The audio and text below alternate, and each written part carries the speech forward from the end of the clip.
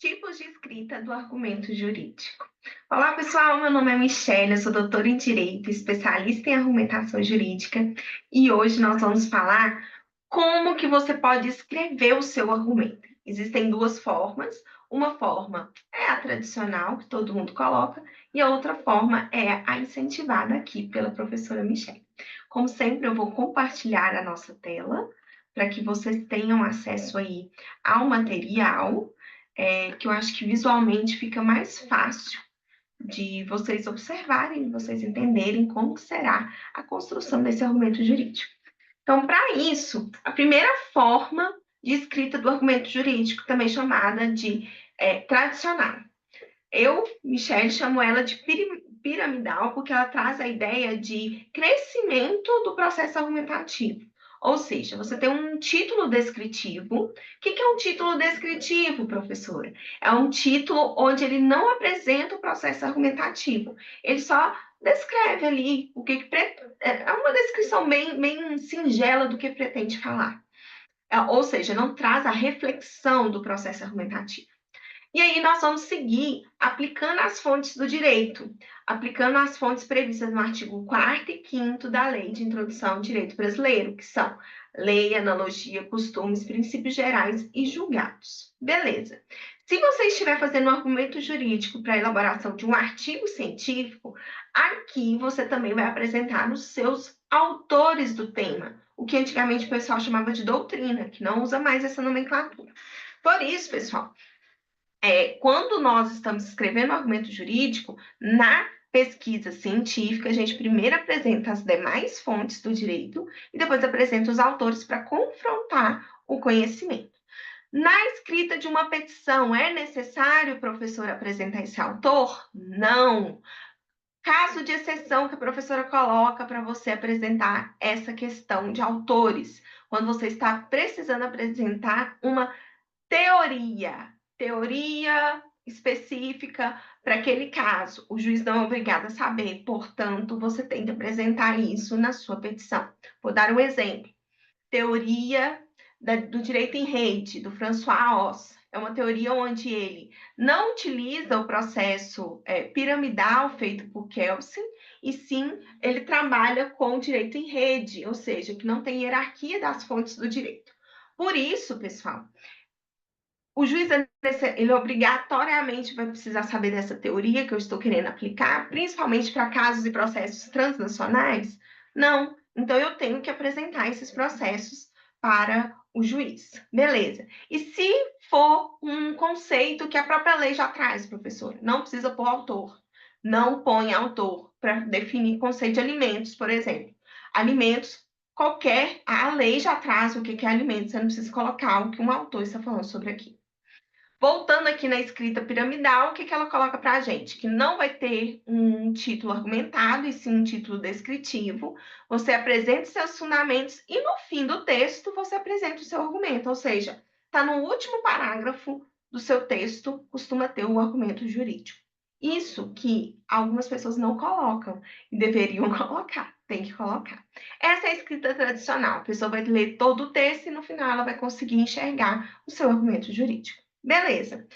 E a outra modalidade, professora? A outra modalidade, pessoal, é em relação à escrita ampulheta, criação da professora Michelle. Gente, esses dois nomes, tanto a escrita piramidal como a escrita ampulheta, é uma criação minha, os textos para tornar algo didático, algo que a gente já realiza, mas não existe isso escrito dessa forma em outro lugar, ok?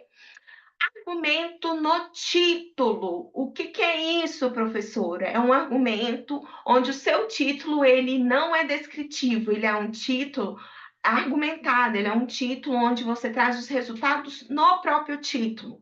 Existe vídeo aqui no canal onde você pode aprender a fazer esses títulos argumentados. São 3 videozinhos, sequência 1, 2 e 3, e você consegue fazer ali um ótimo processo argumentativo nos seus títulos, ok? A gente chama de sumário argumentativo.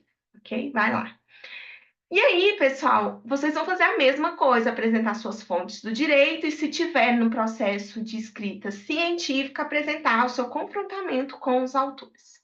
E, por fim, você vai retomar o argumento do título, ou seja, o argumento ele vai estar tanto no início como no fim do seu processo de escrita. Por isso ele é conhecido como uma escrita, um argumento ampulheta. Certinho, pessoal?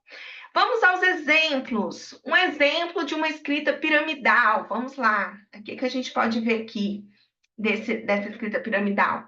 Eu tenho aqui, é uma petição antiga, bem antiga, então não verifiquem, vocês podem ver que é de 2007, as coisas, porque era uma época em que essa preocupação com o argumento não era tão grande, ok?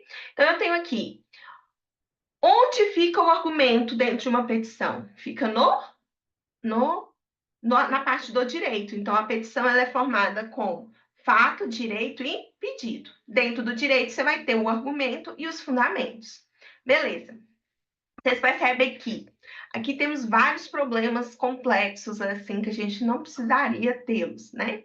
Então, aqui é todo o processo do direito de uma petição, onde eu tenho citação de lei recuada, julgados recuados, eu não apresento de forma clara o processo argumentativo e eu deixo só aqui, ó, para o último parágrafo, ou no caso aqui, para três últimos parágrafos, o processo argumentativo. Ou seja, o meu leitor, que é o juiz, ele vai ler tudo para chegar aqui e ter o processo argumentativo. Isso é uma forma de escrita tradicional, também chamada de piramidal, ou seja, eu não tenho um título argumentado, não existe.